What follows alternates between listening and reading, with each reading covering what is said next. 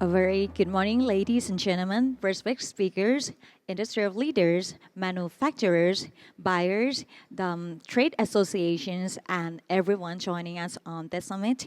I would like to welcome for all of you to the second days of the fourth session of Global Sourcing Summit 2026.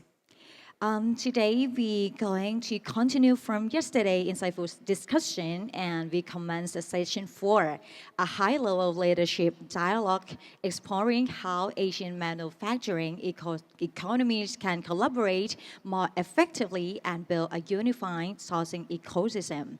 So this session will be a panel discussion, and all the audience, if you have any question, you can raise the questions after this session end.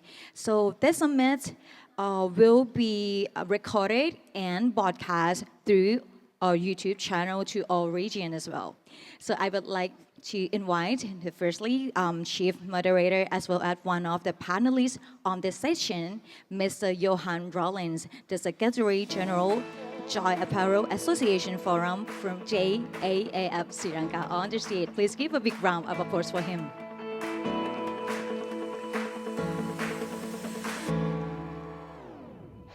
Continuing with the first panelist, Mr. Matthias Krite, Secretary General, International Apparel Federation, or IAF. And the next person, the next panelist, Mr. Chen Zhirong, Director, Chain Chamber of Commerce for Imports and Exports of Textiles, CCCT, China. Please give a big round of applause for him as well. Thank you very much. Next, Ms. Diana van der Poels, Operating Partners in Go Global Retail, the Netherlands.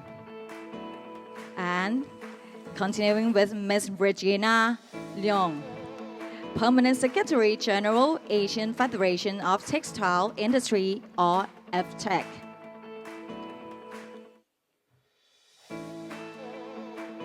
And of course, coming with Mr. Ong Min, the board member, Myanmar Garment Manufacturers Association, or MGMA Myanmar. And please give a big round of applause for Mr. Ong Min.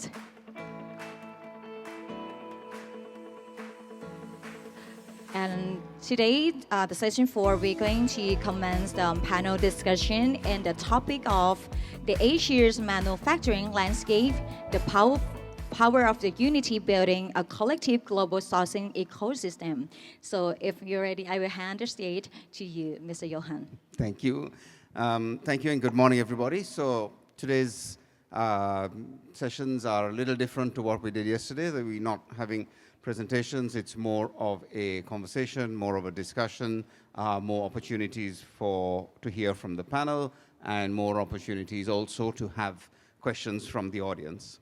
To set the context a little bit, we spent a lot of time yesterday talking about the region and talking about ASEAN and South Asian regions, looking at strategies as to how the region can play a bigger role. And the idea of today's session and this session here is to unpack that a little bit and to kind of see what that means in practice and how we can practically make this. I have to confess, even from my point, I have some skepticism. We have some experience in this. As you may know, I'm from Sri Lanka, and Sri Lanka is a beneficiary of GSP Plus. And under the GSP Plus regime, there are opportunities to apply for regional accumulation with countries who are not in your bloc. Sri Lanka reached out to 2 countries with a request to make a joint application for accumulation. One country said yes, and the other one said no. The one that said no is a country that has both fabric and garment manufacturing, and clearly what was happening was the lobby of the garment manufacturer, and that country benefited from duty-free access to the EU anyway. So again, as I said, we can talk about these things in principle. We can talk that conceptually this is a good idea. Conceptually there is potential to co-join. We talked about accumulation of the region. But as I said, I personally come to it from a point of skepticism in terms of how we can make it actually work. So what I'll do is just open it up by maybe asking each person in turn to just give us your views in terms of how you view ASEAN or ASEAN plus one regional cooperation. What is it that can really be done to make this effective at the ground level? So maybe Mr. Ong will start from the far side if you want to just give us your views in terms of from your perspective, from Myanmar's perspective, what is it you feel that can actually be done to make sure we do that? There's a switch on the mic at the bottom, I think, at the bottom.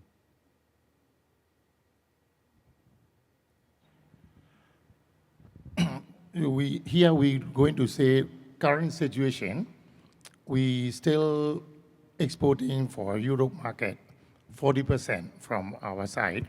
So it is going to be value of our total garment export value is 4.2 billion for this 6 months. So we are also going to be increase another 2.5%.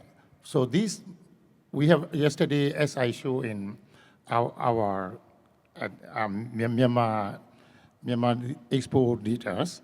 So we already have for Japanese and Korea Asia market, we already share 20% to Japanese market and another 10% to already in Korea market. So for ASEAN market, so we have already done, but not much. So we expanding to more coming. So we have the very big potential for our potential is more workers. We still have 500,000 workers is working, and we are very, very strong in this woven knit, both of that. So it is possible for share more market for ASEAN. Thank you. Thank you.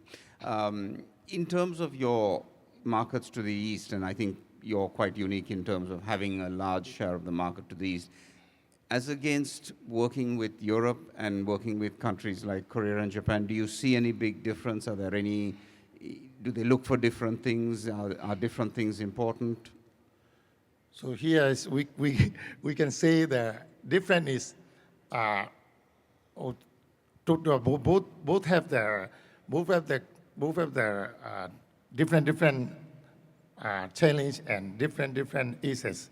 So for Korean market and Japanese market, you have to work for very high quality, but quantities are not very big. For Europe markets, we have to more going for compliance and then others Euros requirements, but quantities are big. So both are weak point and advantage together. So for myself, everybody enjoy every market. And that's the ideal. I agree. Regina, you as Permanent Secretary General of AFTEX, this is something which is, I guess, very much part of the role that AFTEX sees, and maybe it would be good to hear your perspective on how you think it might work or how it might work better. This is on the ASEAN regional cooperation? On the regional cooperation, Yes. and how we as ASEAN can work together as one to kind of be that bigger force. Okay, on the ASEAN part, we already, for the 10 nations, 11 nations at the moment, we are already collaborating much on that institutional level towards our roadmap for the 2040, 2030, and we have the AEC, which is the ASEAN Economic Community. But what I would like to highlight is something more, which is apart from the supply chain, apart from the business ecosystem, there is also in terms of cooperation, there is also something to look into in the intangible investment. So that will be apart from we are supplying each other, sourcing from each other. There is also an investment in terms of innovation, AI, system, human capital development, as well as intellectual property, which is quite important in the coming years.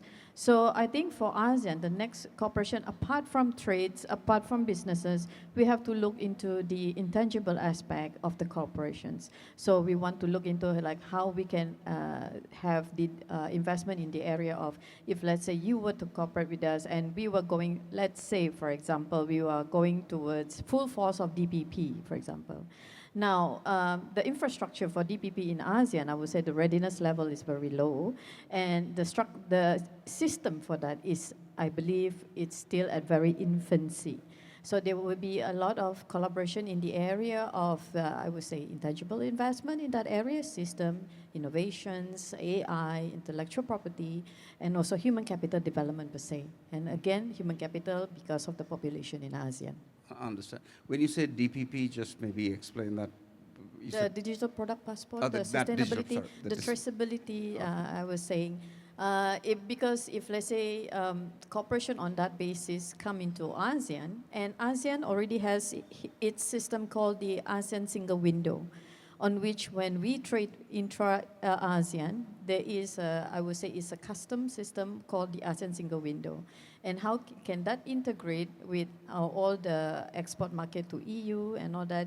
And if DPP do take place, and then how can that be integrated into the I would say the ASEAN single window system that we have at the moment. So there's a lot of investment to look into the innovation, the systems, and the human capital at that side, apart from trade. I understand. And I think, and this is what I think Dr. Dirk was alluding to yesterday as well. So in things like this where the EU is coming up with legislation, DPP and so on, as AFTEX, do you have conversations with these organizations? Do you have input, or how do you engage with people like that?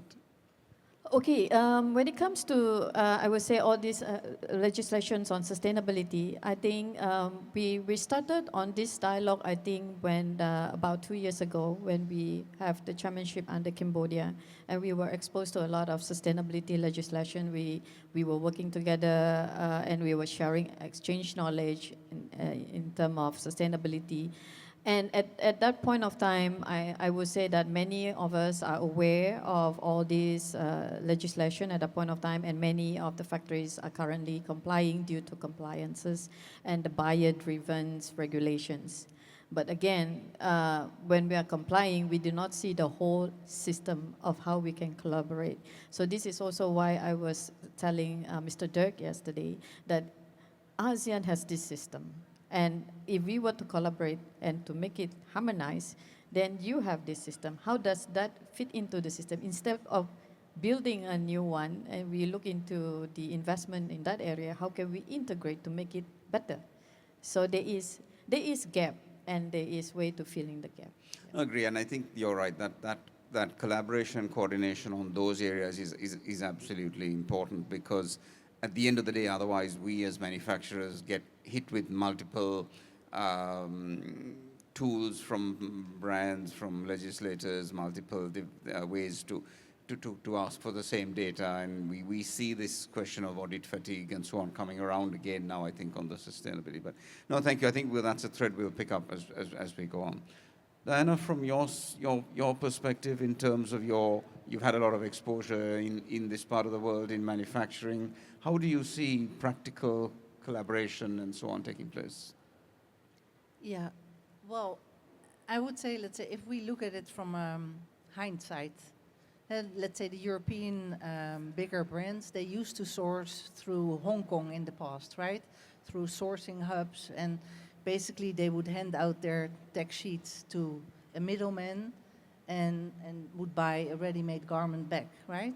And then that slowly transitioned into direct sourcing, which basically led to a large competition within the Asian space. Some countries having GSPs, others not.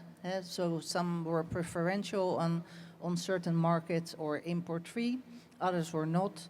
Some countries had FTAs, free trade agreements with the European Union or with America. And that set the score basically for this race to the bottom. And basically meaning that this sourcing caravan could move from one nation to the next and to the next and the next. And I think that's been practiced for the last 25 years, more and so.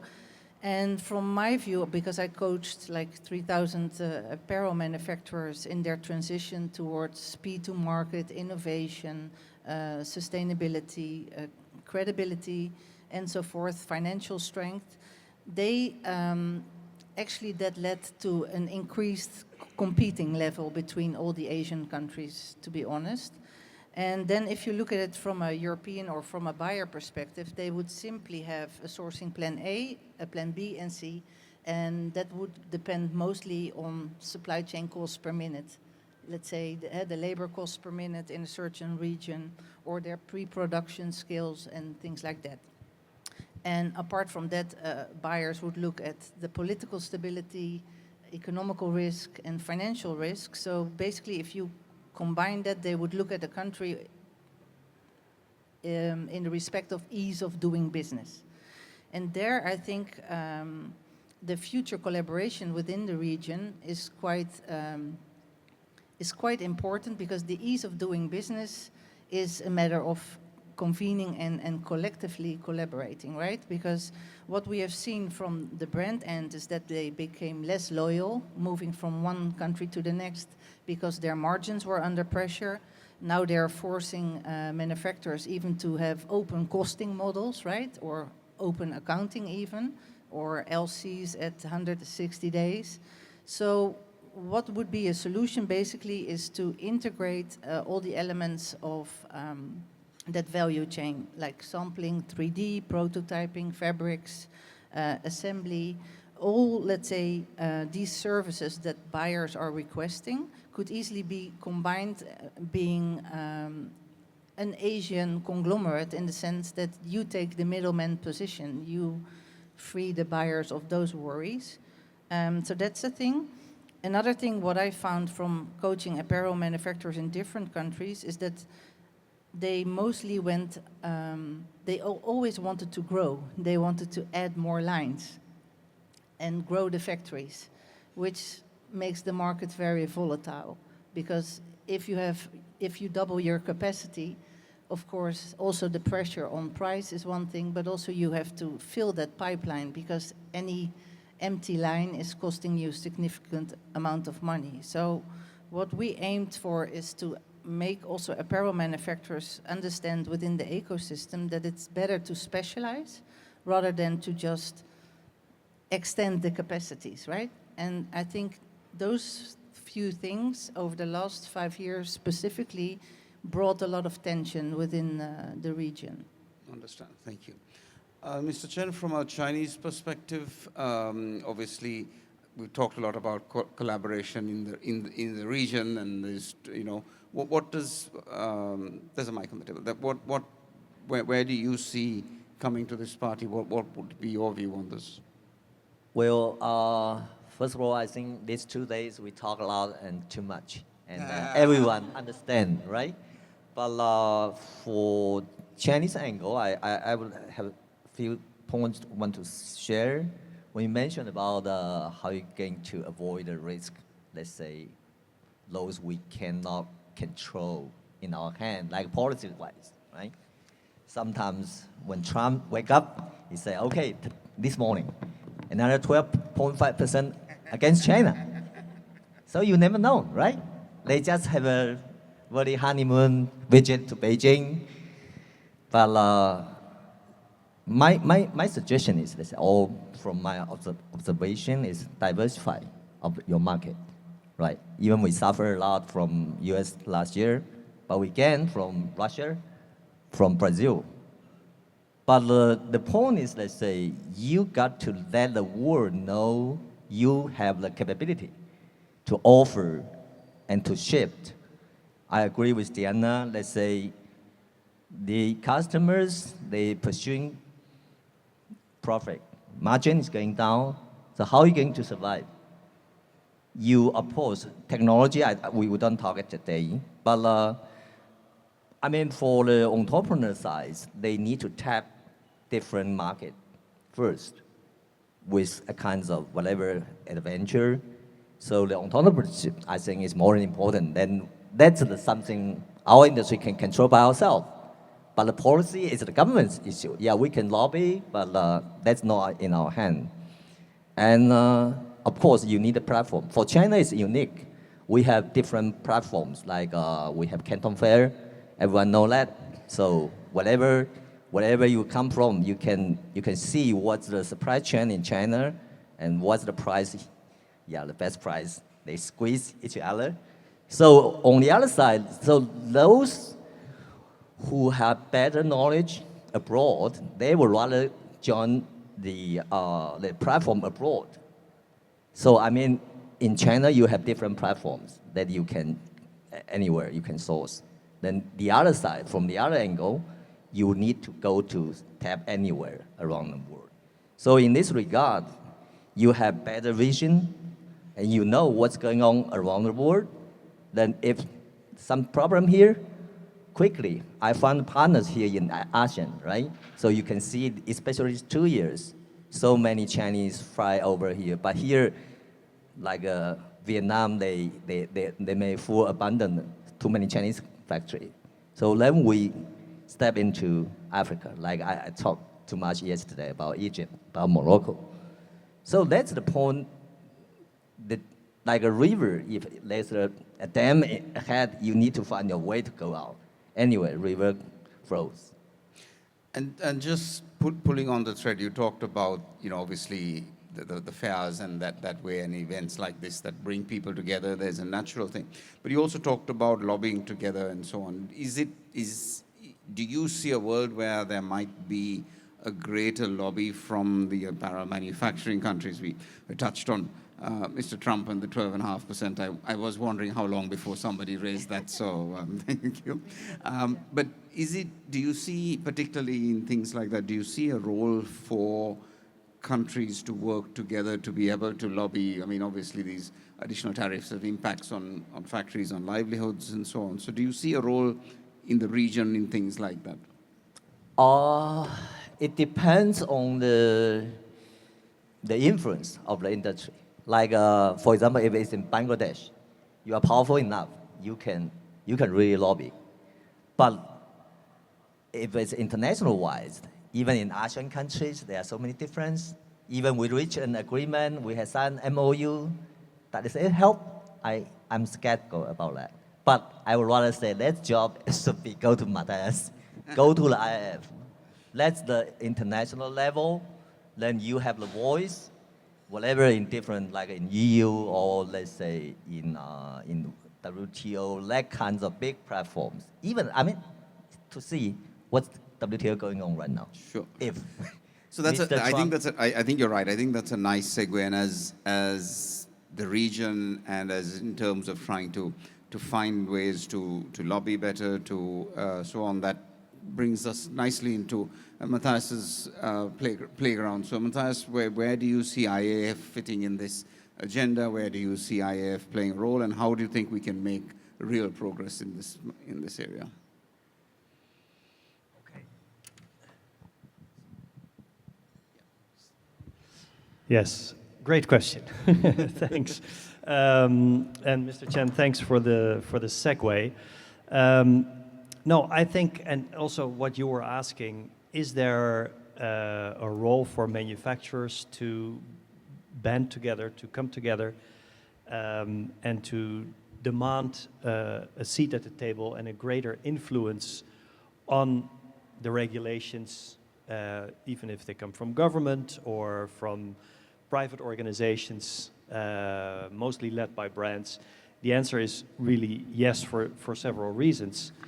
And we are noticing that as IF, and we're actively working on creating groups of manufacturers and saying to the brands and the retailers and the governments that they should definitely listen, because the brands realize that with the current challenges that the industry is facing, they need the manufacturers more than before. Nothing can be solved without the investments and the considerable time and energy of the manufacturers. And to give you an example, a very big European retailer came to us and said, okay, we made these pledges to reduce CO2 emissions. We have, as a retailer, the only thing we can do is switch off the light in our stores. That's it. The rest is up to the supply chain. But we really realize that each of us, each brand, comes to their suppliers with different demands, and it doesn't add up. It doesn't make sense. So we should listen to the manufacturers, go to the different countries, say what makes sense in Sri Lanka, what makes sense in China. Is there like a national plan? And then we will follow that as brands. So that is why we're setting up these structures as IAF. But also we were discussing Eurotex, right? The Director General of Eurotex, who was here yesterday, Dirk van Tichem, sits on the board of the IAF.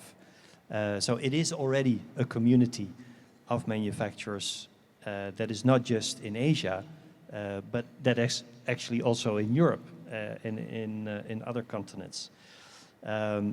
So I think we have to really press on. Now the brands and the governments are listening to the voice of the manufacturers. They realize they need that for any solution. And now we have to organize ourselves in a much better way. And in that sense, if you have a structure where you have national, regional, and global representation, that is really working very well. Just picking on that and this question about sort of multi-country integrated sourcing models, is that something that you've seen brands actually look at saying, okay, here's the USP for this place, this country, and build that into their sourcing models? Have you seen that actually happen in practice? Yeah, I've been speaking to the US representative, for instance, of a very large Sri Lankan manufacturer, and basically they have production capacity in many regions. They have production availability in the US, in Central America, in ASEAN, in South Asia, and depending on the logic of the sourcing, depending on if the client needs very fast replenishment, something with a lead time of like 1 day, or if it's more basics, there is a geographical logic. There's a logic for a place in the region. And I think then the brand is okay with paying a higher price if that means they can get the right product in 2 days, and needs a lower price if it's a basic and that can travel for weeks on a boat. So I think the brands and the retailers are getting a much more finely tuned idea of where they need to source from to get the right combination. Thanks. Just keeping with this theme about multi-country sourcing, and this kind of is an open one to the rest of the panelists. Would anybody have a view? Is this something that you've experienced where brands actually put a strategy in place of working with different countries? Regina says that's something that you've ever come across in terms of how brands work. Do you see brands actually working to be actively taking the best out of each of say your members? I think that's already happening currently with all the big brands. Yeah, so they're doing the multi-country sourcing. So the fabric can come from another country, and then channel it through another country, and then development. But the issue is maybe for the rest of the panelists is also we have to look back at when we export back to the brands and the country that they're located. We have to look at the FDA and also the rules of origins, whether it's on yarn forward, fabric forward, and nowadays these are quite sensitive. And if, let's say, they say that it's on yarn forward or fabric forward, then that will also affect the decision on going multi-country sourcings. So again, it will tap on, let's say, in ASEAN, if, let's say, we have an agreement with CPTPP, for example, where the rules of origin is probably yarn forward, and then you have to look into that aspect to make decisions on how to do the multi-country sourcing. Mm-hmm. So these are all the strategies that the brands have to look into, because they have to tap on the full potentials of the FTAs. In order to, again, what Mr. Chen is saying, the tariff can go up and down and fluctuate on daily basis. So again, but if there is a FTA, there will be stable supply and all that. So I think multi-countries is already happening, but I think the way they make decisions is they're falling back on the FTA and how it was arranged, and whether it's on the block agreements or on bilateral agreement. That is my point of view. I agree, and I think, and again, taking Mr. Chen's point about the tariff conversation, is that the moment you have these ad hoc changes, then that changes a brand's strategy. I think all of us as manufacturers, ever since 4th of April 2025, when the tariff announcement came, have all been standing on edge, working with brands to try to understand where you are, what is your tariff, what is your going to be. And I think the kind of the ask back, and I think this is what we take back to the likes of Dr. Dirk and Eurotex and so on, is that say you have to have a constant legislation, and that legislation will drive where, you know, as Diana says, where that caravan will stop will be based on that, on the legislation in the EU, in terms of the FTAs, in terms of rules of origin and so on. And I think in that point, one of the things we want to try to look at is try to see how the region can collaborate better on this. And I think that's a big unlock, as is mentioned. I know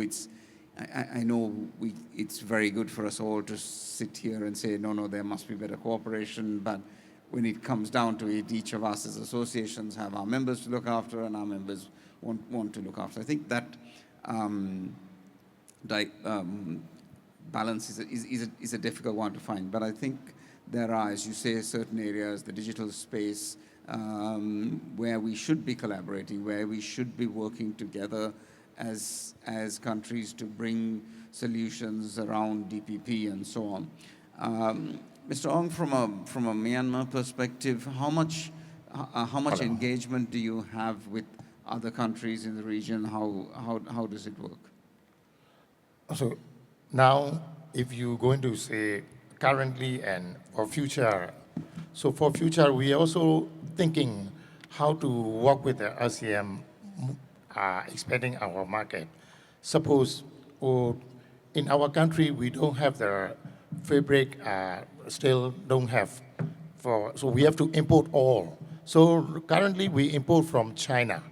So like that, so we have to work very detailed. Suppose cotton, can we import from India? For polyesters, we can import from China. We have to thinking about this sourcing to get, then we make in our country and ship to the buyer, RCM or any country else. So this is buyers. Currently, buyers also, they are looking for all multi-country sourcing. So this garment also making in China. This brand also making in Bangladesh. This brand also making in our country. So they are multi-sourcing. This is real things going on. So we have to look at that. What is our advantage? What we can do, and also lead time. What we have to take care. So we thinking this source and we can achieve more market. So I'm want to suggest also productivity. We have to go for smart production. Also to, like from Yangon to Europe, if it's going to be 40 days, but compare in region. So like we import from China, this is very, very quick.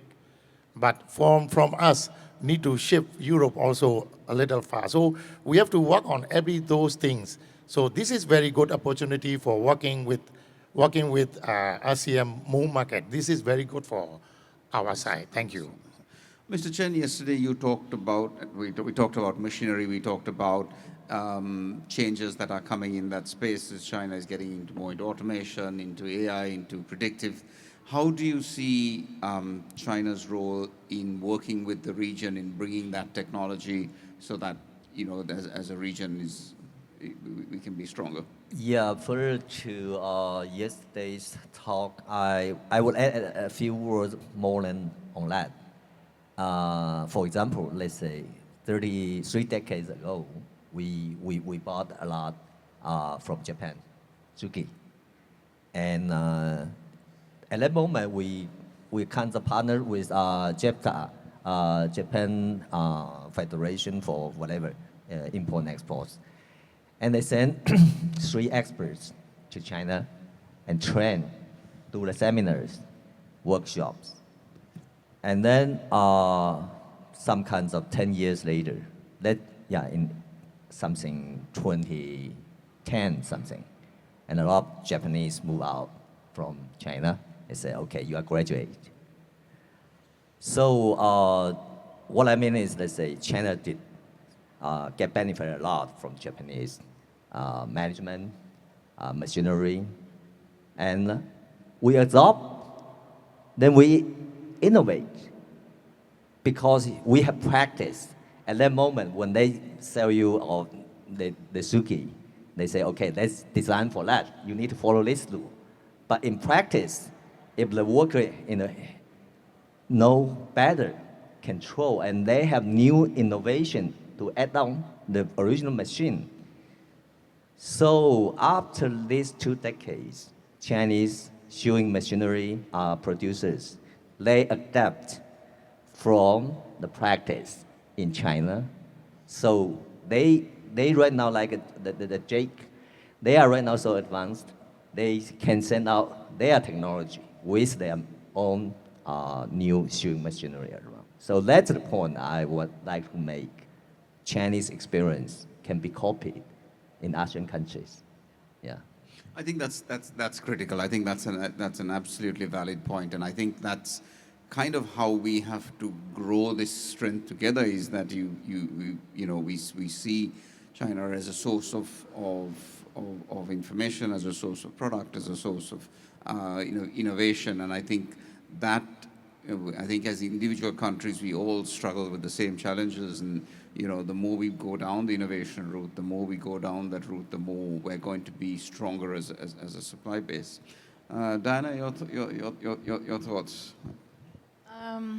Well, I fully agree with Mr. Chen because I would like to, let's say, give some examples, because if you look at regional or continent collaboration, for instance, Mr. Dirk, he yesterday also announced that, for instance, the EU is going to work together on what we would call tangible topics, right? So a tangible topic for them would be the custom authority.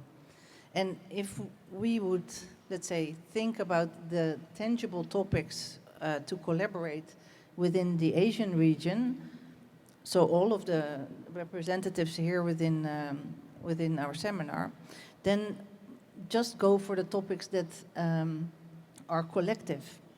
And then a collective would be audit fatigue is one, right? The audit fatigue that all the apparel manufacturers suffer from all the different brands and the lack of harmonization. Also, let's say, unifying the voice towards European markets and American markets or global markets in general as a region about requesting harmonization in legislation, or at least, let's say, tangible timelines or issues like that. Another thing where I see opportunities is what Regina just said, this multi-country sourcing has been there for the last decade or so, right? That also means that you can collaborate on digitization, on logistics integration, for instance, like for Myanmar, on sustainability, on environmental footprint calculations, so they're on AI, for instance, on 3D sampling and open innovation when it comes to prototyping, because what we have seen, the markets, the design cycles, they get to be faster and faster, right? And let's say the retailers of interest that are performing well within our markets, they drop merchandise every second day, which is like very hard, let's say, to cope with, right? Or to produce for. So let's say that speed to market and open innovation is something where you could really join forces and shake each other's hands and also make use, like Mr. Chen said, that what they learned from the Japanese, well, that's also a mentoring and tutoring that you can do from one country to the next. And I think Regina is right as well. With these rules of origin, that's also something that you can collectively voice out to global markets. And just to conclude my point, because I can think of a lot different other topics, if we look at how brands, for instance, brands have this issue, right, that they have, well, of course, everybody has their performance, their operating profits, their margin, and so forth, but brands also want to de-risk their growth. And that's why they collaborate. I can give you many examples. For instance, Gucci, they collaborate with the North Face because they have no collections in the outdoor space or in mounting or biking and hiking. So they are testing that market through collaborations. Zalando is collaborating with brands, Patagonia is, Nike is. So there are many examples also of brands that want to expand their presence in certain market segments, that they go through collaborations rather than I will do it myself. So that's an example, and I would conclude by, for instance, brands and the C-suite executives, they have similar issues also in mastering EU regulations or the upcoming PFAS regulations, all kind of issues.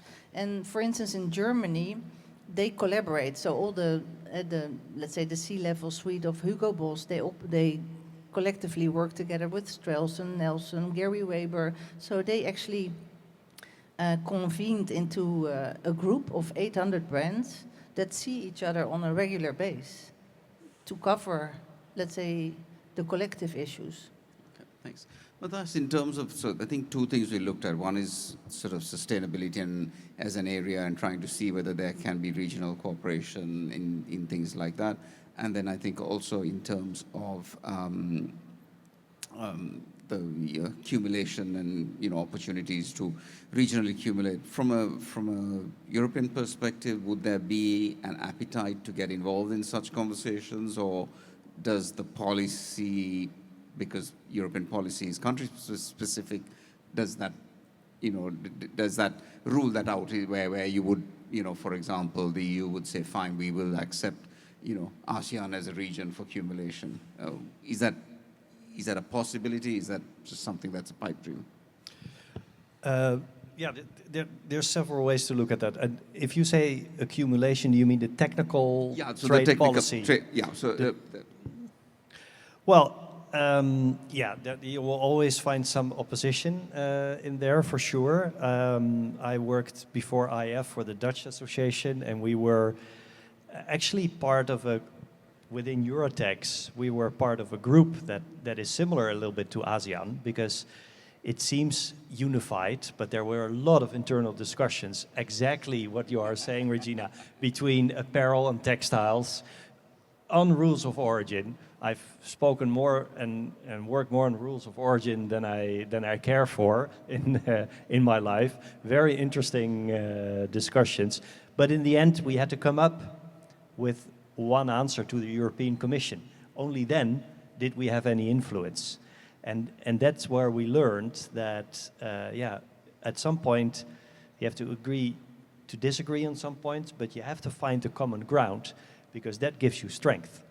And I think that's a valuable lesson for ASEAN as well. You have to find the common ground, and then I think you can make a strong point towards Europe. I mean, for European companies, it is important that their supply chains are strong, right, for European brands. They realize they compete with each other also through the strength of their supply chains. So definitely there is an appetite to look from a European perspective at ASEAN and see how the collaboration in ASEAN can strengthen their supply chain. So the answer ultimately is yes. Yes, and I think that comes in, taking Diana's point about how there is collaboration. That collaboration currently sits in terms of, brands getting access to market, or we're saying is, can that same level of collaboration work in terms of raw material, in terms of working with supply chains, in terms of,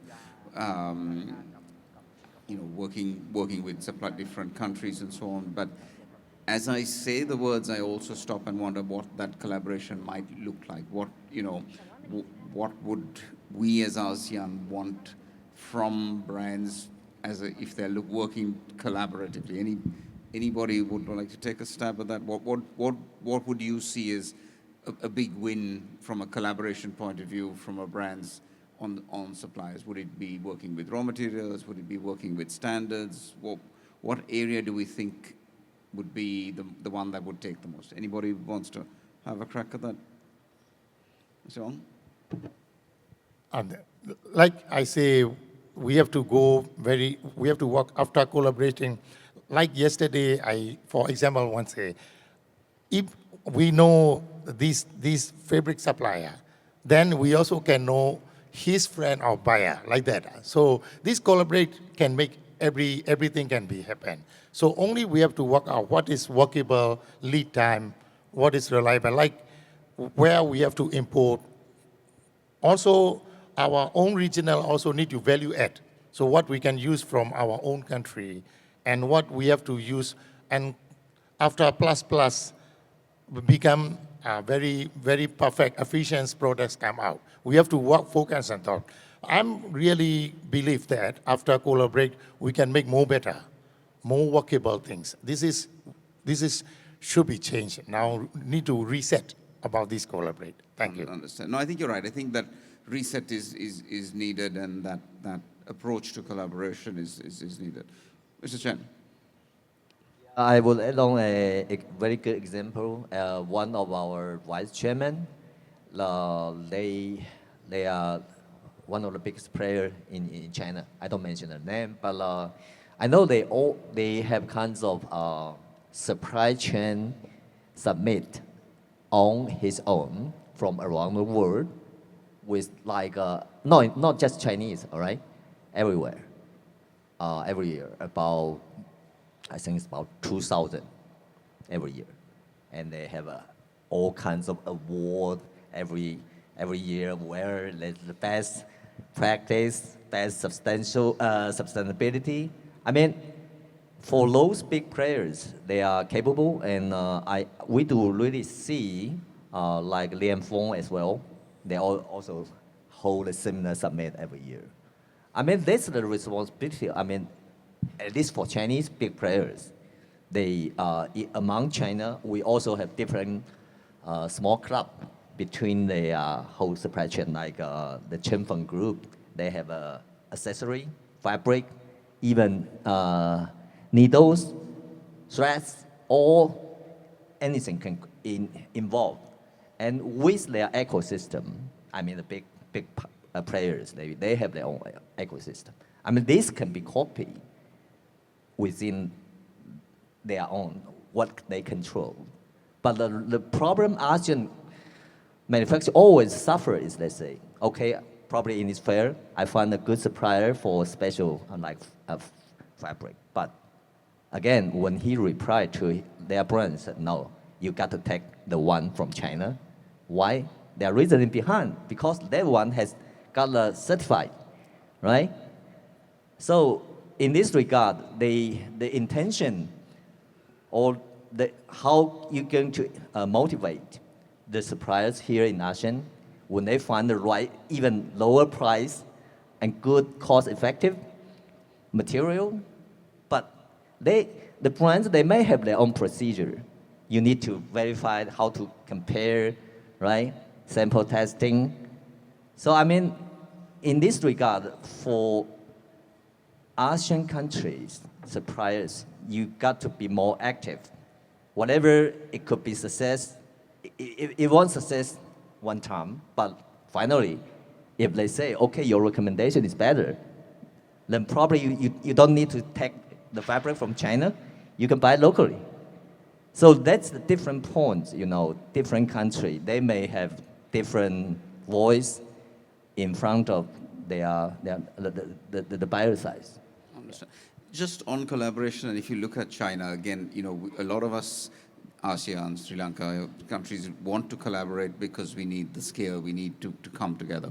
Do you see within China any collaboration between organizations, companies, and so on, or are companies big enough to be able to work directly? Yeah, they like CCT. We do have a kinds of board meeting twice a year, and to report the hot issues, whether international one or the internal ones, and then we will summarize. We report to the board, and also report to the government. What's the issue we need to handle? We need government help, right? And for provincial level, they also have different kinds of events, a lot of summit, like I say in China. So in this regard, we have a small closed door meetings also to tangle those sensitive issues sometimes. So that will keep you updated. Sure. Yeah. Anybody from the audience, if there's anything that you would like to ask any of the panel or generally, please do just put your hand up. Somebody will bring a mic across to you. It would be good to get some feedback and try to understand what the audience feels and what challenges are. So if you have anything that you would like to ask, please do raise your hand now or anytime during the session. It will be good to get some understanding. So the team are there on hand if somebody wants to raise a question. Whilst that's going on, Matthias, what would be your views in terms of next steps? How do you think we can take this conversation forwards in real terms? What can we really do to help make some progress in this, whether it's on the digital space, whether it's on the sustainability? I think we all accept the rules of origin one is going to be a challenging one. So maybe we look at saying, okay, let's look at starting to work together in other areas. Where do you think there would be an opening within the EU to consider this? Yeah, I think you have to, first of all, once you start working together on tough problems, that already really helps, because then you have a good reason to be together. You learn from each other. And you have to do, I think, a good balance of a hard thing and an easier thing. And you do the easier thing to keep motivated to be able to do the hard thing. So there's a little bit of psychology. To get the ball rolling, you're going to have to start on the easier ones. So the difficult ones we'll put in a box for next year. But I mean, if you look and learn from others. I mean, if we look at the trade policy, you look in Europe, they did the pan-Euromed agreement. It's a huge matrix of Tunisia and Egypt and Turkey and the EU, and they have this arrangement where it's easier to source fabrics. It's cheaper from one place to another. The other thing, really what helps is like the knowledge transfer, and that is also what the brands like, right? That they understand, that they know that the manufacturers understand what is needed, and you can really work on that. And one thing I want to pick up on what Regina said, and maybe that falls in the category of the more easy thing, but I think it's really important, is like collaboration on education. It's interesting, if you look in the EU, we know UK stepped out, Brexit, and one of the things they miss most is the Erasmus program, where UK students can study easily in the EU and vice versa, because that is such a good way to foster integration, because it's a people's business. And if you go to a school in another country, you meet people there, you meet people from across the region, and then later you start to work together if you're in the industry. So you've already won that. It's a people's business. You foster the relationships in all kinds of ways. So work on the education. Joint programs. I think that's a really rewarding and relatively easier one, and then sink your teeth in the hard trade talks. Clear. Anybody from the audience? Anything else? Anybody? Any thanks? Okay. So as we'll start winding up, and maybe we'll just go around the panel and just ask everybody for just a couple of minutes what your key takeaways are, what your key actions are, and also, is there anything that you think you can actually do to start moving this process? So maybe Mr. Ong, will start from you in just a couple of what your final thoughts are on the collaboration piece. Any call outs to legislators, other countries?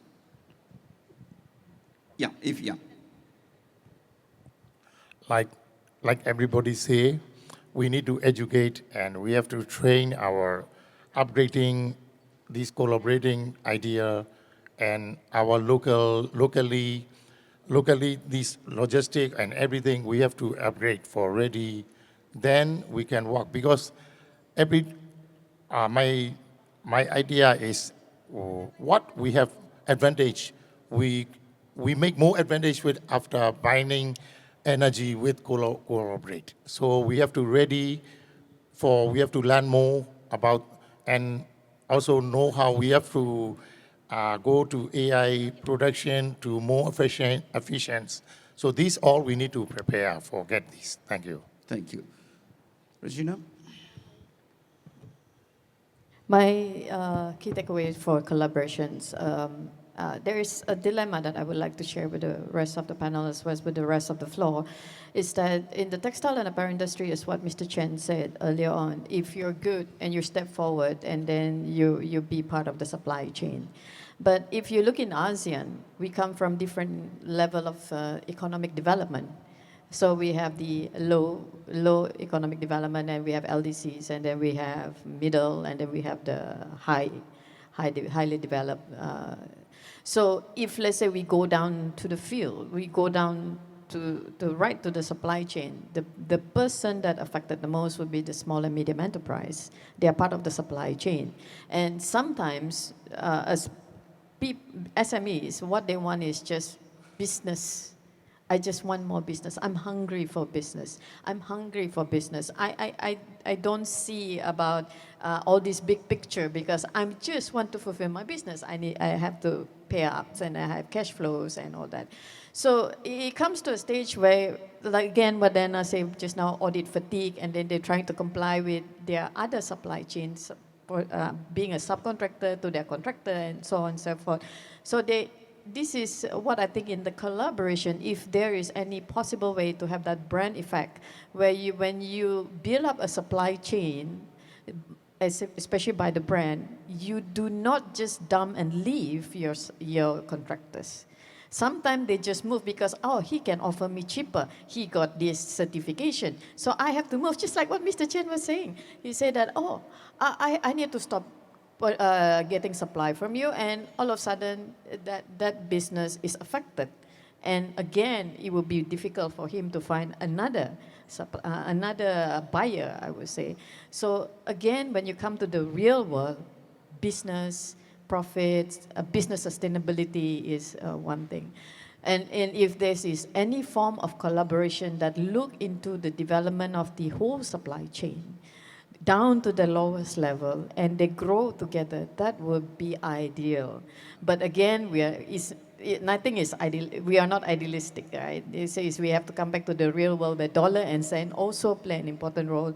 And then some of our supply chain are based in those very remote area, and then we use those where maybe no skilled workers or semi-skilled workers. So we have to look at the reality. So I think in the ideal world, collaboration would be that in the whole supply chain, everyone benefited. So it's a win-win for me. When collaboration touch the word win-win, that would be great. Whether you grow together and there is a constant supply. Say, for example, if I can be your supplier for the next 5 years, then I will do it for the next 5 years. And in between, if you think you want to stop me, then maybe you can give me a 2-year notice, so then I can start to look for another supplier. But again, Mr. Chen is shaking his head, and that is not possible because everything that we do is very dynamic, pricing, timing, and a lot of things. So again, I would say in terms of collaborations, it has to be a win-win for everybody. We do not want to have that bad negative impact from brands on just dumping a factory, and then here all the manufacturers come in and say, you know what, I got burned. Yeah, so this is the thing.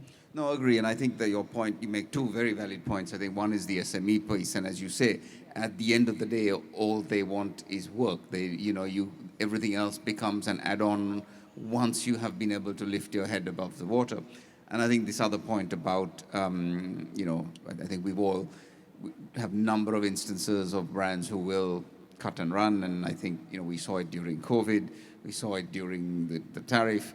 I've seen it in the last 24 hours. So, I think this is something that, unfortunately, we don't have any too much power in that piece. But yeah, I think those actions and the policies and as building on Mr. Chen's point, if you don't have those things in place, then you will never have the cooperation, because the business will always be driven by what the policy is, what the we've seen this where trade is used as a tool in some other geopolitical dimension, and as long as we as manufacturers are at the receiving end of that, there are factors that are completely out of context. Diana, last comments. Well, first of all agree with everything that's been said here, but I think, let's say, I will just, like, as a final note, give something from a buyer's perspective.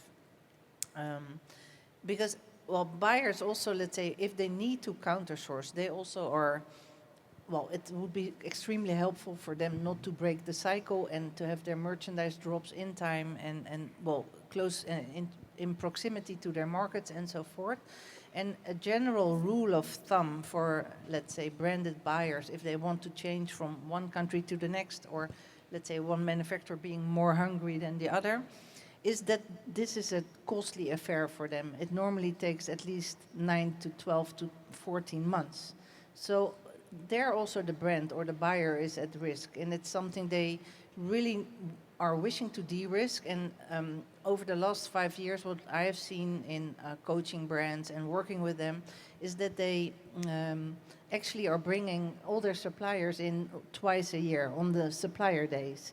And that was unthinkable like a decade back, right? Because they would fight each other out of the room. And now the brands are bringing them to the headquarters, and everyone is there because they are a trustworthy source, they are a supply chain, a value chain partner, and everybody's there for their specific expertise. And from my experience, that is also a good, let's say, kickoff point for collaboration. Thanks, and that's a valid point, and you're right. I think, years ago you wouldn't have two suppliers in the same room. Today, brands all have their conferences, and the suppliers sit next to each other, and as you say, they don't fight and they don't pull each other's eyes out and so on. But I think in terms of this conversation about moving and how products move, I think this is, as industry, this is part of one of our problems of success, because we build models that are agile, we build speed, we build quick response, and then that lends itself to the brand saying, yeah, you know what, if I move from A to B, B will promise me that they will move heaven and earth and have the product in store so that I don't see a change. So I think these are some of the ill effects of as the industry goes. Mr. Chen, last views. Well, for collaboration, I think we have been practicing, or at least 20 years, yeah. I mean, actually that's from buyers-driven trends. Nothing we can control. While they come to China, move the factory from Hong Kong to Taiwan to mainland China, right? Then we have Japanese so-called China Plus 1 and Plus N. Luckily enough, we can sit down here and discuss all this stuff. So I mean, for Chinese role, I think China can play as a bridge and platform, know-how transfer, and market. That's what we can control in our own hand. But from the other side, let's say, we need a louder voice through IAF in front of the buyers, brands. So that's we wish we can do together. And of course, China has a lot of another levels practicing. Let's say M&A, like ANTA Group. Yeah, we also learned a lot. Some other big groups lost money a lot, right? But ANTA, they make a good example for us, for Asian brands or big manufacturers. That could be our future. Thank you. Thank you. Matthias, you've had lots to take away, lots of asks of you. Everybody's put pressure on you and said this is what we want. So where does IAF see this going forward? Well, this is what we do, so that's absolutely fine. Well, on a couple of levels. I mean, we're already definitely speaking to Aftex, and I think what we would really like to do is to help Aftex position itself as a group vis-à-vis the global community or trade groups, industry groups. Eurotex is an example. AFA is an example. There's this ecosystem where Aftex needs to position itself. ASEAN needs to position itself also as a group. So that's one thing that we would really like to do, leverage the work that you are doing on that level. On a much broader level, because I totally agree, the system is not kind to manufacturers in general. On the other hand, and that's the message we are more and more bringing as a global group of manufacturers, is that if that system doesn't change, then the brands also suffer, because they need the manufacturers to make those changes. So in the end, it can only happen collaboratively. And sometimes, that just requires continuous talks. That requires having that seat at the table, the seat for manufacturers, and co-designing the solutions, like within organizations such as Cascale, I gave as an example, but also at the ILO and the OECD, to just get that seat at the table. And sometimes, yesterday we had Lisa Ramershoven of STTI. We are setting up these systems where we can push back a little bit harder against bad purchasing practices and things like that. So it is happening, fortunately, but there's a lot of work to do.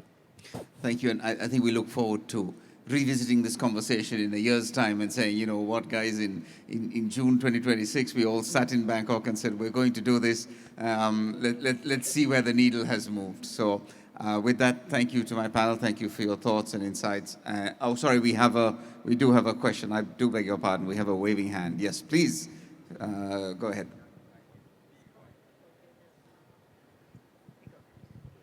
Thank you. I'm Chi from Vidas, Vietnam, and I think it's a wonderful panel. Thanks a lot.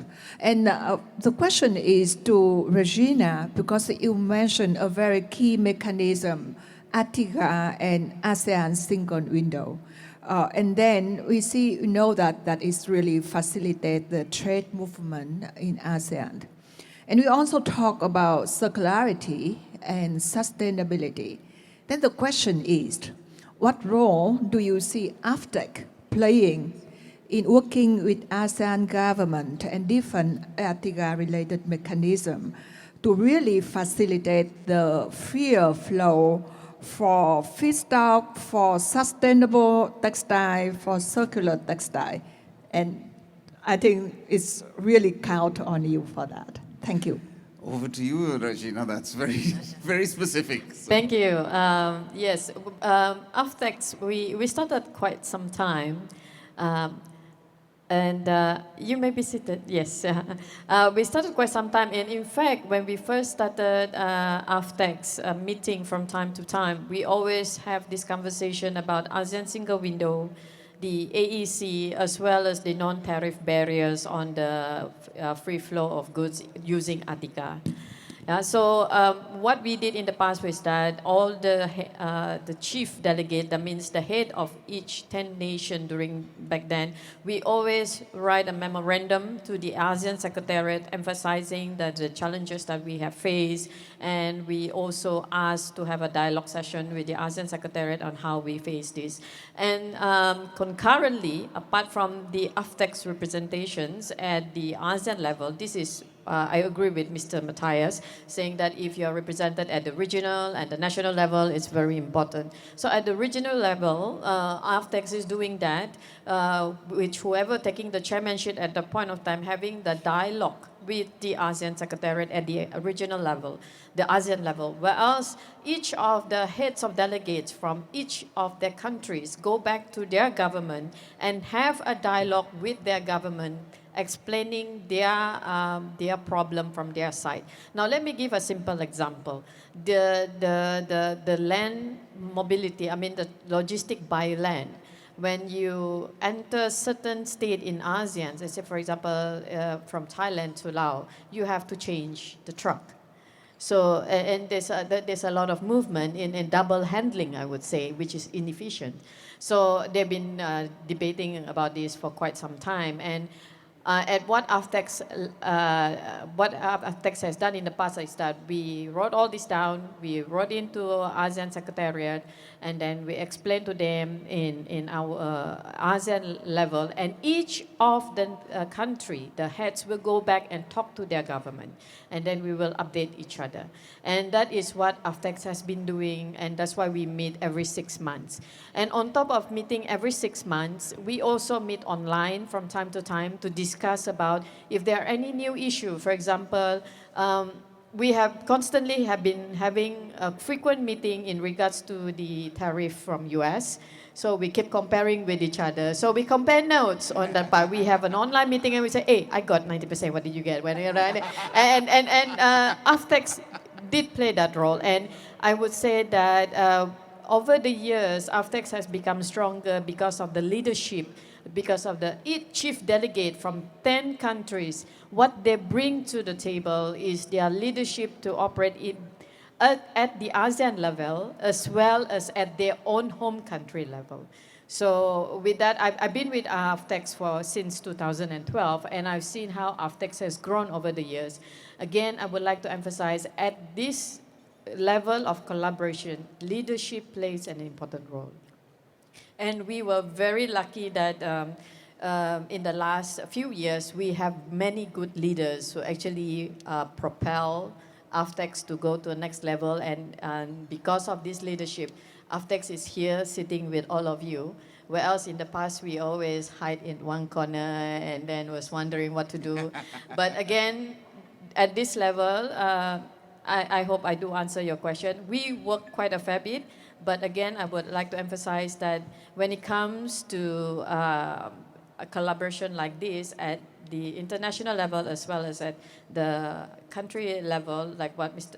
Matthias has mentioned, the collaboration important, and the collaboration actually is driven by the leadership. Yes. Understand. Thank you. I Thank think you. we're Can now. I just have a small Yes. follow-up? Wonderful, Regina. I would like to just highlight a point here. You said that you have every 6-month meeting with Artiga mechanism. And I would say that one of the key issues with textile among ASEAN now is the textile post-industrial waste smuggling from Cambodia to Vietnam. And without having Artiga mechanism, we are locking.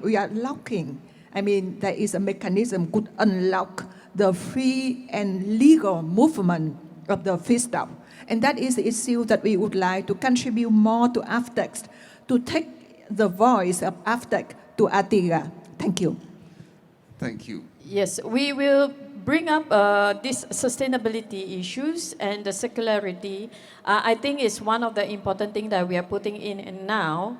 And it's a major thing in ASEAN now because we already have talking about a lot of industrial waste and how it's being processed and how it's being passed on to each other. And of course, there an issue about the second-hand clothing and a few things like that. So yes, but thank you for the suggestion. I will keep you in the loop and definitely we'll work together with you. Thank you.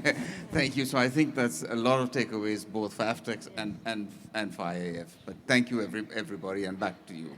Thank you, Johan. So, ladies and gentlemen, once again, please give a big round of applause to all the panelists and our excellent moderators. So, in this time, I invite all the panelists, including Johan, to step in front of the stage. We're going to take a photo of this commemorative photo together. Ladies and gentlemen, I believe that today you gain the valuable insights into the future of the textile and apparel industry across Asia and beyond. So today is not only about the sourcing of products and services, it's about the sourcing ideas, collaboration, sourcing innovation, technologies, and sourcing the opportunities in the future that we can collaborate together among many countries worldwide. Because we got a chance from a lot of countries to have a talk to discuss in the industry growth and lots of things. So I believe that today will be really worthwhile for everyone.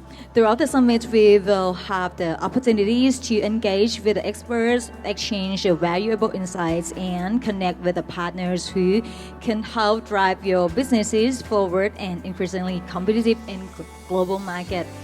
I need to say that this is really worthwhile for everyone. So ladies and gentlemen, thank you once again. Thank you all the panelists, including Johan, Ms. Regina, Mr. Matthias, Mr. Chen Zhirong, Ms. Diana Van der Poel, and Mr. Ong Min.